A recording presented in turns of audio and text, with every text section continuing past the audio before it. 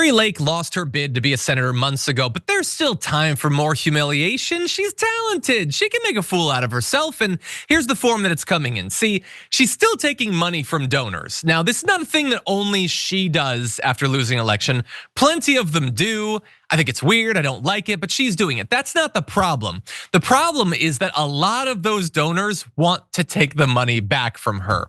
See, she's got what's called a high rate of chargebacks. So that's a reversed charge initiated by a donor's bank when it feels like the transaction was fraudulent. Like they feel like the money never should have been taken out of their account in the first place. And wait until you see how epically high the rate of chargebacks is.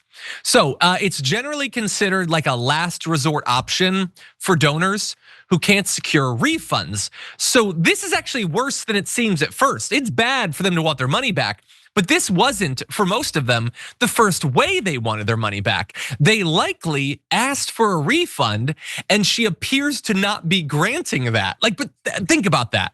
Somebody gives you like 30 bucks and they're like, you know what, actually, I can't afford it. I need the 30 bucks back. And you're like, no, I'm keeping it. This is a person who supported you. Why are you treating them like that? And she's apparently done that to a lot of people. And so it moves past the refund process, which clearly isn't working, and gets the chargebacks. And that's where the numbers start to get truly bonkers. About 15% of all of Lake's contributions in the latest campaign finance report were subject to chargebacks. 16.5% of those made through WinRed. That's the big fundraising platform for Republicans. So compared to the positive transactions listed in the report, that works out to a 14% chargeback rate. Okay, so 14%, that by itself, what does that actually mean? What's the baseline? Well, the baseline ain't even close to that. So according to WinRed's website, a monthly dispute rate over 1.79% is tagged as excessive. It's so low, they had to get into the second decimal after the decimal point. For like clarification, 1.79, she's at 14.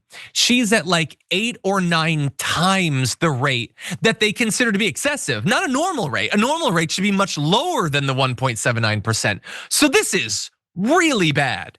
And I know you're probably wondering, so what's leading to this? Why would so many people want the money, or not just want the money back? Why would they need to ask for the chargebacks? I mean, my speculation, and that's all it is going to be that it seems like she's not honoring requests for refunds. I don't have any proof of that, but I don't know how else you get to this point other than, and again, baseless speculation, but we have done reporting before about how there's been the shady ways that they get people to sign on to recurring contributions by doing things where like they pre-check boxes. They try to make it so that like more elderly people who aren't as tech savvy accidentally sign up for recurring payments. And there is some evidence that might actually be what's going on.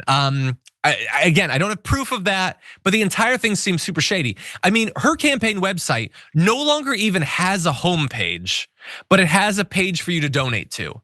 She's not even doing the thing they normally do where they pretend like the spirit of the campaign lives on. And though I might not become a senator, I'm gonna still try to help out my constituents. It's literally just to raise some money. And along the way, she's hurting a lot of people. And again, these are people who donate to Kari Lake. Like they're the MAGA of the MAGA, and they're the ones that she's screwing over. So this makes her look really bad, and not just a leftist this time. Everyone should hate this look.